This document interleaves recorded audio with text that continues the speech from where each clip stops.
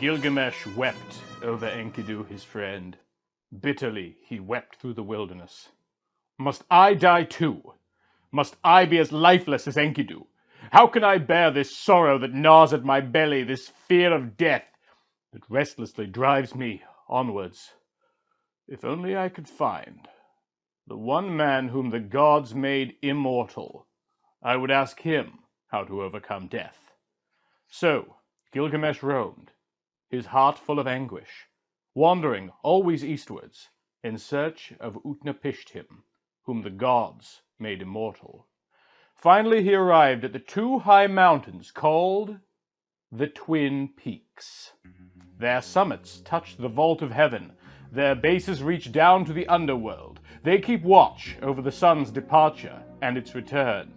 Two scorpion people were posted at the entrance, guarding the tunnel into which the sun plunges when it sets and moves through the earth, to emerge above the horizon at dawn. The sight of these two inspired such terror that it could kill an ordinary man. Their auras shimmered over the mountains.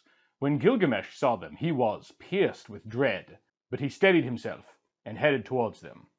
The scorpion man called out to his wife, "This one who approaches, he must be a god." The scorpion woman called back to him, "He is 2/3 divine and 1/3 human." The scorpion man said, "What is your name? How have you dared to come here? Why have you traveled so far over seas and mountains difficult to cross, through wastelands and deserts no mortal has ever entered? Tell me the goal of your journey. I want to know." "Gilgamesh is my name," he answered. "I am the king of Great Walled Uruk, and have come here to find my ancestor, Utnapishtim, who joined the assembly of the gods and was granted eternal life. He is my last hope. I want to ask him how he managed to overcome death." The scorpion man said, "No one is able to cross the Twin Peaks, nor has anyone ever entered the tunnel into which the sun plunges when it sets and moves through the earth. Inside the tunnel, there is total darkness. Deep is the darkness, with no light at all." The scorpion woman said, "This brave man, driven by despair, his body frost-chilled, exhausted, and burnt by the desert sun, show him the way to Utnapishtim." The scorpion man said, "Ever downwards, through the deep darkness, the tunnel leads. All will be pitch black before and behind you. All will be pitch black to either side. You must run through the tunnel faster than the wind. You have just 12 hours. If you don't emerge from the tunnel before the sun sets and enters, you will find no refuge from its deadly fire. Penetrate into the mountain's depths. May the Twin Peaks lead you safely to your goal. May they safely take you to the edge of the world. The gate to the tunnel lies here before you. Go now in peace, and return in peace." As the sun was rising, Gilgamesh entered. He began to run. For 1 hour he ran. Deep was the darkness, with no light at all, before and behind him, and to either side. For a second and a third hour Gilgamesh ran.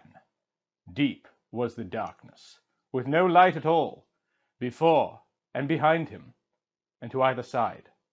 For a fourth and a fifth hour Gilgamesh ran. Deep was the darkness, with no light at all before and behind him, and to either side. For a sixth and a seventh hour Gilgamesh ran. Deep was the darkness, with no light at all before and behind him, and to either side. At the 8th hour Gilgamesh cried out with fear.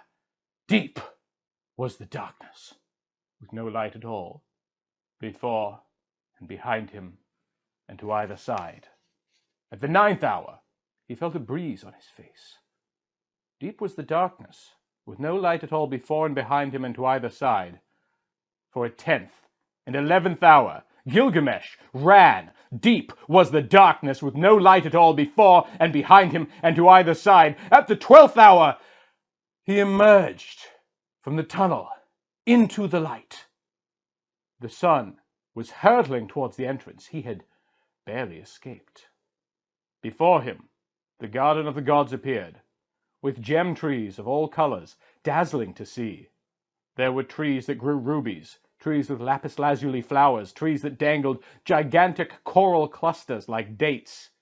Everywhere, sparkling on all the branches, were enormous jewels, emeralds, sapphires, hematite, diamonds, carnelians, pearls. Gilgamesh looked up and marveled at it all.